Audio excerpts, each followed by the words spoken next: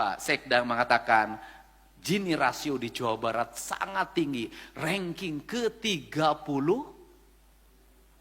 ke-30, 37 dari 38. Kita ranking terakhir. Bisa jadi ini disebabkan karena mayoritas orang Jawa Barat pemalas. Apa yang terjadi? Pergeseran hak kepemilikan, hak atas tanahnya. Contoh, orang Depok. Tadinya tanahnya itu kan dijual untuk bikin kontrakan. Karena pengen hidup dari kontrakan. Akhirnya apa yang terjadi? Kontrakannya juga dijual. Maka Cina, Tiongkok merubah strategi itu.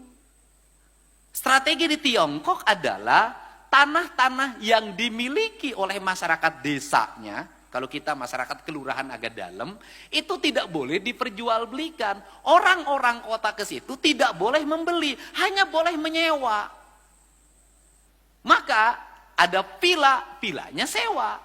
Sawah, sawahnya sewa. Kebun, kebunnya sewa. Maka orang desa ini tetap hidup. Orang kotanya tidak usah memiliki hak kepemilikan, tetapi dia setiap bulan memberikan subsidi pada orang desa dalam bentuk sewa, sewa, sewa. Ingat loh, dalam peta yang terjadi hari ini adalah orang Jakarta bergeser karena tanah di Jakartanya mahal, membeli di Bekasi.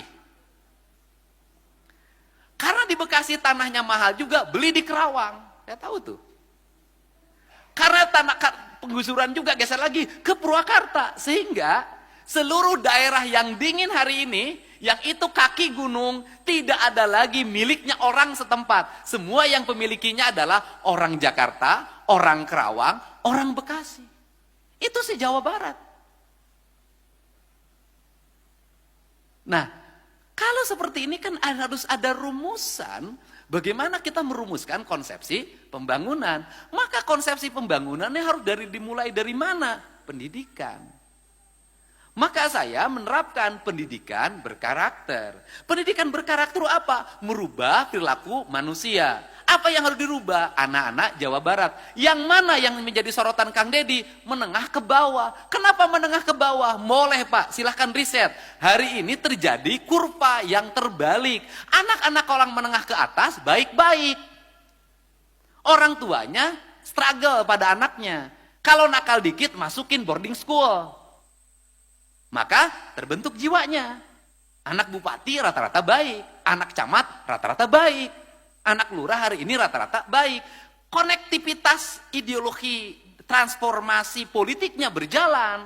Dia gaul sama ini, konektivitasnya jalan. Dia sekolah, gaul sama ini, konektivitasnya jalan. Besok lulus sekolah sudah punya konektivitas.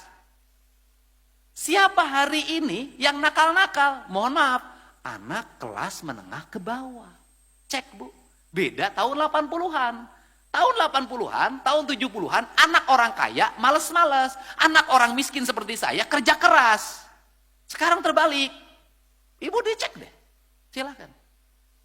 Yang suka nongkrong di pinggir jalan, motor beber-betar, kelas ekonominya rendah. Yang saya selalu menemukan anak yang berkelahi, ditusuk, dibacok, pasti menengah ke bawah. Kan ini tantangan. Dan itu mayoritas. Nah, kalau ini nggak dirubah karakternya, kalau dari sekarang nggak dirubah karakternya, dibentuk karakternya dengan baik, diarahkan, dibangun konektivitas politiknya, disuruh puasa Senin Kemis, berat masa depannya. Kalau gelombang ini makin besar, maka akan menjadi gelombang politik. Ditambah dia ganas, ditambah dia barbar, maka angka kriminalitas akan tinggi, peredaran narkoba makin besar, kemudian nanti menjadi kekuatan politik baru, dan ini berbahaya, bisa ada revolusi yang dilakukan. Nah, untuk ini harus dirubah Pak.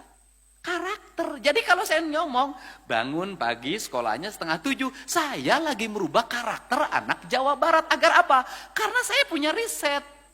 Kalau masuknya jam 7:30, rata-rata kesiangan. Tapi kalau masuknya 6:30, itu rata-rata tidak kesiangan. Ini ciri. Kenapa? Karena kalau masuknya 7:30, maka dia santai dari rumahnya. Di jalannya macet. Karena masuknya 6:30 dia bangun pagi. Dan yang paling menarik di sekolah adalah siapa yang dari 6:30 itu yang suka paling duluan di ruang kelas, yang jarak dari rumahnya paling jauh. Kenapa Bupati Gubernur mikirin itu? Karena bagi saya ini penting. Maka saya menyambut kalau Pak Prabowo hari ini punya program sekolah untuk rakyat. Anak orang miskin sekolah di situ, diberi makan, diberi baju, diarahkan metodologi pendidikannya. Satu sekolah nilainya 100 miliar. Hanya ini cara untuk merubah. Kenapa? Kalau mereka tidak di-camp-kan, tidak di boarding school kan, tidak akan berubah nasibnya. Kenapa? Karena karakter culture di rumah mempengaruhi otak manusia. Saya punya riset tentang sepak bola. Saya tuh punya sekolah sepak bola. Yang metodologinya beda, yaitu anak dididik makan, minum, bajunya saya tanggung semuanya, dan sudah banyak menjadi pemain nasional. Itu dari sekian itu ada anak main bolanya bagus tapi sok.